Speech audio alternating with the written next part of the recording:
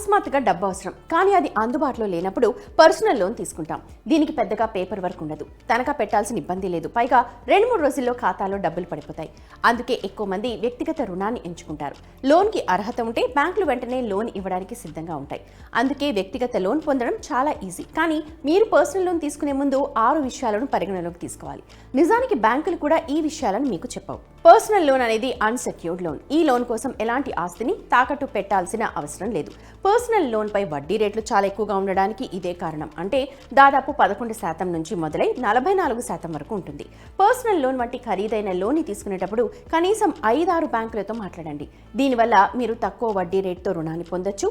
వడ్డీ రేట్లో కొద్దిపాటి తేడా కూడా లోన్ మొత్తం వ్యయంపై గణనీయమైన ప్రభావాన్ని చూపుతుంది. బ్యాంకుల వెబ్సైట్ల ప్రకారం వ్యక్తిగత రుణానికి SBI 11.15% నుంచి 14.30% వసూలు చేస్తోంది. పంజాబ్ నేషనల్ బ్యాంక్ 11.40 నుంచి 16.95% వసూలు చేస్తోంది. ఇక HDFC బ్యాంక్ 10.75 నుంచి 24% వసూలు చేస్తోంది. అయితే ICICI బ్యాంక్ 10.80% నుంచి 16% మధ్య వడ్డీ రేట్లు వసూలు చేస్తోంది. వడ్డీ రేట్లతో పాటు వ్యక్తిగత రుణాలపై బ్యాంకులు ఇతర ఛార్జీలను కూడా విధిస్తాయి. వీటిలో ఒకటి ప్రాసెసింగ్ ఫీ. లోన్ పొందడానికి ప్రాసెసింగ్ ఫీ చెల్లించాల్సి ఉంటుంది. ఇది సాధారణంగా లోన్ మొత్తంలో 1% నుంచి 3% మధ్య ఉంటుంది. చాలాసార్లు ప్రాసెసింగ్ ఫీ పై కనిష్ట గరిష్ట మొత్తం కూడా సెట్ చేస్తారు. అలాగే వ్యక్తిగత రుణాల ప్రీ పేమెంట్ లేదా ఫోర్క్లోజర్ విషయాన్ని చెక్ చేయాలి.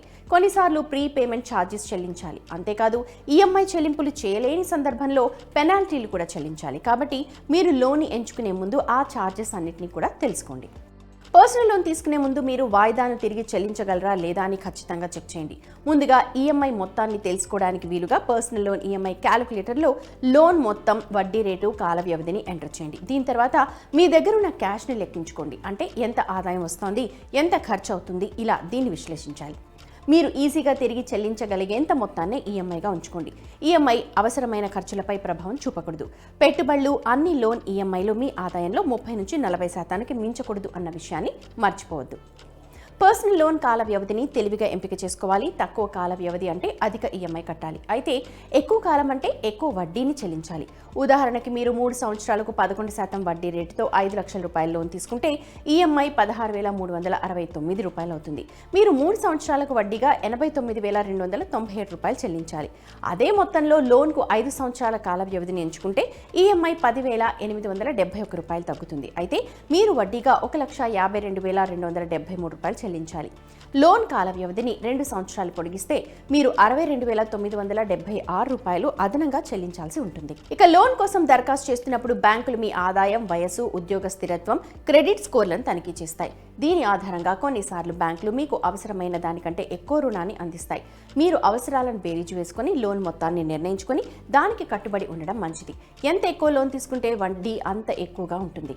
త్వరితగతిన లాభాలు పొందాలంటే పర్సనల్ లోన్ తీసుకుని స్టాక్ మార్కెట్ లేదా ఏదైనా క్రమబద్ధీకరించని లేదా సందేహాస్పదమైన పథకంలో పెట్టుబడి పెట్టాలని ఆలోచించకండి. ఇందులో రాబడితో పాటు రిస్క్ కూడా ఉంటుంది. మీ పెట్టుబడి మీద వచ్చే రాబడి తక్కువగా ఉంటుంది. అంటే మీరు రుణం తీసుకున్న రేటు కంటే పెట్టుబడిపై రాబడి తక్కువగా ఉంటుంది. లేదా ఏదైనా కారణాల వల్ల డబ్బు పోగొట్టుకుంటే మీరు పెద్ద ఆర్థిక ఇబ్బందుల్లో పడచ్చు. పర్సనల్ లోన్ అనేది హోమ్ లోన్, కార్ లోన్ లేదా ఎడ్యుకేషనల్ లోన్ కంటే భిన్నంగా ఉంటుంది. దీనికి కారణం హోమ్ లోన్ తీసుకోవడం ద్వారా మీరు ప్రాపర్టీని నిర్మిస్తారు. ఆటో లోన్ వల్ల వాహనం వస్తుంది. కానీ ఎడ్యుకేషనల్ లోన్ కానీ పర్సనల్ లోన్లో అలాంటి ప్రయోజనం ఉండదు. ఇక్కడ మీరు మీ వ్యాపారాన్ని నడపడానికి రుణం తీసుకుంటారు. దానిపై మీరు అధిక వడ్డీని చెల్లిస్తారు. అటువంటి పరిస్థితిలో ఖచ్చితంగా అవసరమైనప్పుడు మాత్రమే వ్యక్తిగత రుణాన్ని తీసుకోండి. అవసరమైన దానికంటే ఎక్కువ రుణం తీసుకోకపోవడమే బెటర్. తొందరపడి నిర్ణయాలు తీసుకోకండి. మీ అభిరుచిని నెరవేర్చుకోవడానికి లేదా ఎక్కువ రాబడిని సంపాదించడానికి రుణం తీసుకొని మాత్రం పెట్టుబడి పెట్టకండి.